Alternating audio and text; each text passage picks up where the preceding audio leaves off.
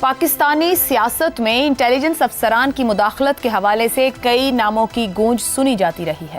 انتخابات، سیاسی حکومتوں کو بنانے اور الٹانے، عدالتی فیصلوں پر اثر انداز ہونے، سیاسی جماعتوں کو توڑنے اور بنانے، میڈیا کو دبانے کے حوالے سے کئی جنرلز کے نام سامنے آئے، مگر پاکستان کی حالیہ سیاسی تاریخ میں جس طرح لیفٹیننٹ جنرل فیض حمید کی مداخلت کی خبریں سامنے آتی رہیں، اس کی کوئی نظیر نہیں ملتی۔ رواں برس 12 اگست کو پاکستان آرمی ایکٹ کی متعلقہ دفعات کے تحت لیفٹیننٹ جنرل ریٹائرڈ فیض حمید کے خلاف فیلڈ جنرل کورٹ مارشل کی کارروائی کا آغاز کیا گیا۔ آج field general court marshal K اگلے مرحلے میں فیض حمید کو باضابطہ طور پر چارج شیٹ کر دیا گیا ہے۔ چارج شیٹ کے مطابق فیض حمید پر 6 الزامات ہیں۔ ان چارجز میں سیاسی سرگرمیوں میں ملوث ہونا، آفیشل سیکریٹ ایکٹ کی خلاف ورزیاں کرتے ہوئے ریاست کے تحفظ اور مفاد کو نقصان پہنچانا، اختیارات اور سرکاری وسائل کا غلط استعمال اور افراد کو ناجائز نقصان پہنچانا شامل ہے۔ ISPR کے مطابق field general court marshal K عمل کے دوران ملک میں انتشار اور بدامنی سے متعلق پرتشدد واقعات میں فیض حمید کے ملوث ہونے سے متعلق علیحدہ تفتیش کی جا رہی ہے۔ ان پرتشدد اور بدامنی کے متعدد واقعات میں 9 مئی سے جڑے واقعات بھی شامل تفتیش ہیں۔ ان متعدد پرتشدد واقعات میں مذموم سیاسی عناصر کی ایما اور ملی بھگت بھی شامل تفتیش ہے، جبکہ field general court marshal K عمل کے دوران فیض حمید کو قانون کے مطابق تمام قانونی حقوق فراہم کیے جا رہے ہیں۔ رپورٹس کے مطابق فیض حمید کے خلاف ان تمام الزامات کے ٹھوس شواہد بھی موجود ہیں۔ پاکستان کے اس انتہائی متنازع جنرل کو خود بھی علم تھا کہ وہ ہر طرح سے آئین و قانون سے بالا تر ہو کر یہ سارے معاملات کر رہا ہے۔ یہی وجہ ہے کہ فیض حمید نے نومبر 2022 میں عسکری قیادت میں تبدیلی کے ساتھ ہی قبل از وقت ریٹائرمنٹ لے لی۔ چارج شیٹ میں موجود الزامات سے واضح ہے کہ فیض حمید نہ صرف عہدے پر رہتے ہوئے بلکہ عہدہ چھوڑنے کے بعد بھی غیر قانونی سرگرمیوں میں ملوث رہے۔ پاکستان میں سیاستدانوں کے احتساب کی بے شمار مثالیں موجود ہیں، مگر کسی سابق DGI کے محاسبے کی یہ پہلی مثال ہے۔ یہ بات بھی اب ڈھکی چھپی نہیں ہے کہ فیض حمید اپنے عہدے اور اختیارات کا ناجائز استعمال کرتے ہوئے کس طرح ایک سیاسی جماعت کو سپورٹ فراہم کرتے رہے۔ ایسے میں دکھائی یہ دیتا ہے کہ فیض حمید پر لگائی گئی چارج شیٹ کے قانونی کے ساتھ ساتھ دور رس سیاسی اثرات بھی ہوں گے۔ سوال تو یہ بھی ہے کہ فیض حمید پر لگی فرد جرم کیا اس سیاسی گٹھ جوڑ، سیاسی عناصر کی ایما اور ملی بھگت پر بھی چارج شیٹ ہے؟ 4 ماہ قبل فیض حمید کی حراست پر ان کو ملک کا اثاثہ قرار دینے والے عمران خان کیا اس چارج شیٹ کے بعد بھی اپنی رائے پر قائم ہیں؟ اور سب سے اہم کہ کیا فیض حمید کے خلاف اس کارروائی سے بانی PTI کی مشکلات میں اضافہ ہونے جا رہا ہے؟ اسی معاملے پر پروگرام کے پہلے حصے میں گفتگو رہے گی۔ پینل میں ہمارے ساتھ ہیں حسن نثار، افتخار احمد، شہزاد چودھری اور زیغم خان صاحب۔ آپ چاروں کا شکریہ۔ پروگرام کا سوال آپ سبھی کے لیے۔ فیض حمید پر فرد جرم عائد سیاسی سرگرمیوں میں ملوث ہونا، آفیشل سیکریٹ ایکٹ کی خلاف ورزی، اختیارات کا غلط استعمال، کیا بانی PTI کا معاملہ حتمی مرحلے میں داخل ہو گیا یا حتمی مراحل کی طرف بڑھ گیا؟ زیغم صاحب، یہ آج جو فرد جرم سے متعلق معاملات سامنے آئے اور ان کا آغاز ہو گیا ہے، کیا فیض حمید کے خلاف چارج شیٹ PTI اور سیاسی گٹھ جوڑ پر بھی چارج شیٹ ہے؟ میرا خیال ہے اس کی ابتدا تو ہو گئی ہے اور یقیناً ہو گئی ہے، کیونکہ جو اشارہ دیا گیا ہے کہ 9 مئی کے واقعات پر بھی تفتیش کی جا رہی ہے اور یہ کہا گیا ہے کہ سیاسی عناصر کی ایما اور ملی بھگت، جو الفاظ استعمال کیے ہیں، جس کی آسان انگریزی ہوگی کولیبوریشن۔ تو اس کا مطلب اشارہ دیا گیا ہے کہ جنرل صاحب نے کچھ ایسے کام کیے جس میں ان کے ساتھ پولیٹیکل ایلیمنٹس کی، پولیٹیشنز کی کولیبوریشن شامل تھی، اور جب کولیبوریشن کا ایلیمنٹ آ جاتا ہے تو پھر ملٹری ایکٹ کے تحت اگر کوئی ایسا کام جو کسی فوجی نے کیا ہو اور اس میں کوئی کولیبوریشن سویلین کی ہو تو ملٹری ایکٹ میں اس کو بھی دھرا جا سکتا ہے، شامل کیا جا سکتا ہے۔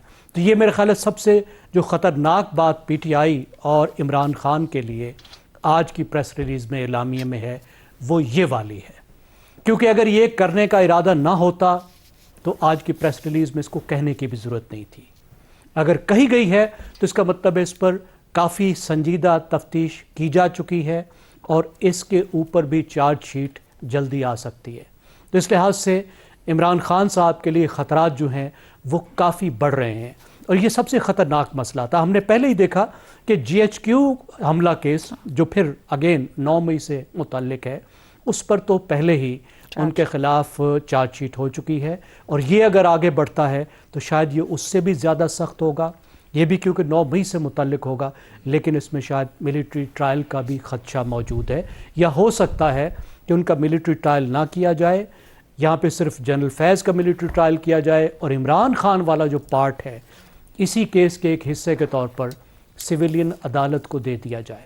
تو بالکل پی ٹی آئی کے لیے خطرہ موجود ہے، لیکن آپ دیکھیے کہ خود جنرل فیض کے حوالے سے کتنی دکھ کی بات ہے کہ ایک اتنا قابل شخص جس کو اس ملک نے اتنا کچھ دیا، ایک گاؤں سے آنے والا شخص، ایک عام شخص جس کو ادارے نے کیسا تراشا، کیسا خراشا، کہاں تک پہنچایا، آسمان کی بلندیوں تک پہنچایا، اور وہ شخص اپنے آپ کو اپنے ادارے سے بھی بڑا سمجھنے لگ گیا۔ کتنا دکھ کی بات ہے۔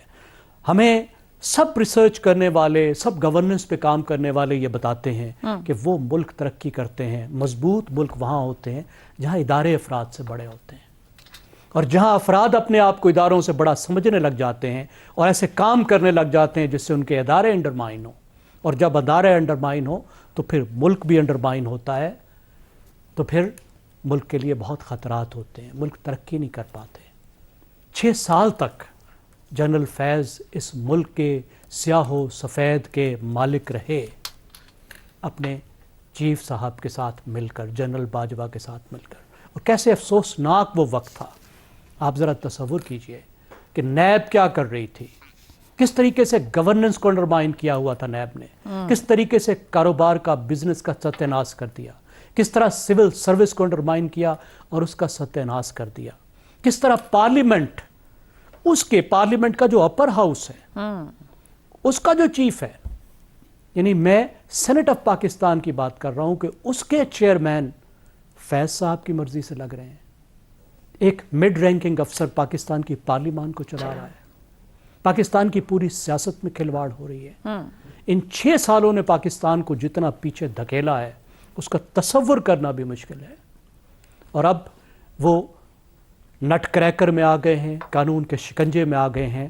لیکن میرا خیال اس میں یہ بھی دیکھنے کی ضرورت ہے پاکستان کو اور ان کے ادارے کو کہ آخر 6 سال تک ان کو کیسے یہ موقع ملا کہ وہ جو چاہیں وہ اس کو کرتے رہے۔ ٹھیک ہو یہ میرے خیال سب سے اہم سوال ہے کہ کس طریقے سے ہم آگے اس طرح کی کاروائیوں کے، اس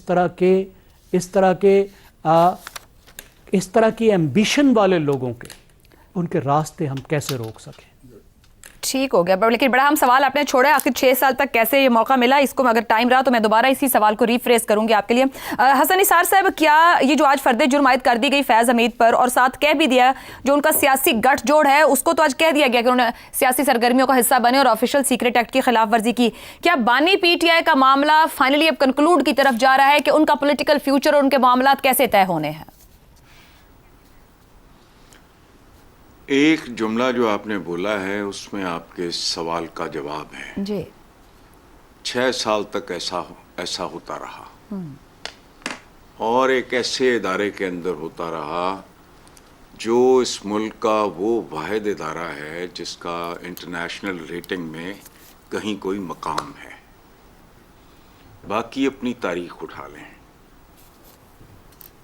تو آپ کو بہت سے جواب مل جائیں گے۔ اب ایک زیر عتاب آدمی ہے۔ دوسری بات یہ ہے، زیغم صاحب نے ایک بڑی بھرپور بات کر دی ہے، اور میں ایک ویسے مجھے نہیں پتا یہ مسعود محمود ثابت ہوتے ہیں، بہادری سے فیس کرتے ہیں، کیا بنتا ہے اس میں۔ اصل سوال جو یہ ہے کہ کیا بانی پی ٹی آئی کا معاملہ حتمی مراحل میں داخل ہو گیا ہے؟ تو عائشہ، میرا جو تھوڑا بہت علم ہے اس حوالے سے، تو یاد رکھنا سیاستدانوں کے بارے میں کوئی مرحلہ حتمی نہیں ہوتا۔ قتل کے جرم میں سزا پانے والے کا لاوارث ذوالفقار علی بھٹو، جس کی لاش کے ساتھ چند ٹوٹے پجے لوگ کھڑے تھے، اب سندھ میں فیصلہ کرنا مشکل ہے کہ کن شخصیات کے مزاروں پہ رونق زیادہ ہوتی ہے اس کے مزار سے۔ اس لیے حتمی شتمی کچھ نہیں ہوتا۔ وہ پولیٹیشین ہیں، بات کریں فیض حمید صاحب کی، ان سے مجھے دلچسپی نہیں ہے، بیکاز ایک بندہ آلریڈی اب زیر عتاب ہے۔ लेकिन सवाल इसमें असल में और है। आपने 2 बार एक लफ्ज बोला कि एक शख्स ज़ेर इताब है, तो क्या हमदर्दी की जाए, उसके जुराइम को पीछे रख दिया जाए? जो शख्स ज़ेर इताब है वो किसी वजह से वहां पर है जहां मौजूद है। बिल्कुल नहीं। 6 साल ये आदमी मुसलसल करता रहा। देखो मुझसे ना कहलवाओ कुछ बातें, मैंने बेशुमार कॉलम इनके बारे में पढ़े। मेरा बाजवा साहब के साथ एक अच्छा ताल्लुक था, आज भी है। I like the man as a human being, he's wonderful. I don't know him. और मैं बिल्कुल हमदर्दी शमदर्दी ये वो मैं ठेकेदार हूं, बिल्कुल नहीं। मैं सिर्फ एक बात पे तवज्जो आप लोगों की चाहता हूं जी, जो आपने खुद आयशा आपने पॉइंट आउट किया, ज़ैगम साहब ने किया। 6 साल पाकिस्तान में अगर कोई ढंग का इदारा है वो है आर्म्ड फोर्सेस ऑफ पाकिस्तान।